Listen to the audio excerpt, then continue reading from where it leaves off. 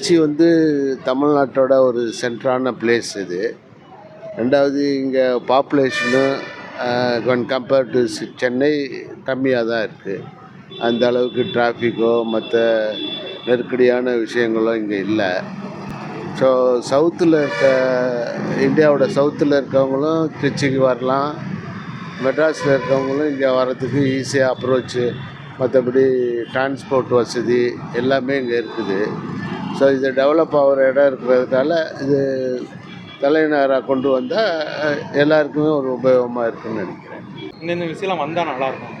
திருச்சிக்கு வந்தால் திருச்சிக்கு அது எல்லாமே ஆக்சுவலாக இது தலைநகரம் ஆச்சுன்னா ஆட்டோமேட்டிக்காக எல்லாமே வந்துடுமே. ஐடி ஃபீல்டு மெயினாக ஐடி ஃபீல்டு எல்லாமே இங்கே வந்துடும். ஸோ இப்போ அங்கே மெட்ராஸில் இருக்க ஐடி கம்பெனிஸ் எல்லாம் இங்கே வந்தால் இங்கே வேலைவாய்ப்புகள் எல்லாம் நிறையா கூடும். அதே மாதிரி இங்கே இருக்கிற சாலை போக்குவரத்து வசதிகள் எல்லாமே நல்லாயிருக்கும். இங்கே இருக்கிற தண்ணி வசதியெல்லாம் வேறு எங்கேயுமே கிடையாது. அதே மாதிரி உணவு வசதிகள் எல்லாமே நல்லா இருக்குது இங்கே. ஸோ ஆட்டோமேட்டிக்காக எல்லாமே இங்கே ட்ரான்ஸ்ஃபர் ஆகிடும். வரணும் கட்டாயம் வரணும். எம்ஜிஆர் பீரியடில் அதை யோசிச்சுக்கிட்டு இருந்தாங்க. அதுக்கப்புறம் அதை அப்படியே கிடப்பில் போட்டாங்க. அது ஏன்னு தெரியல. ப்ராப்ளி அங்கே எல்லாம் செட்டில் ஆகிட்டவங்கெல்லாம் தடுத்துருக்கலாம். இங்கே வரமாட்டாங்க. இங்கே மறுபடியும் இங்கே வந்து செட்டில் ஆகணுங்கிறதெல்லாம் ஒரு பெரிய ப்ராசஸ்ஸு.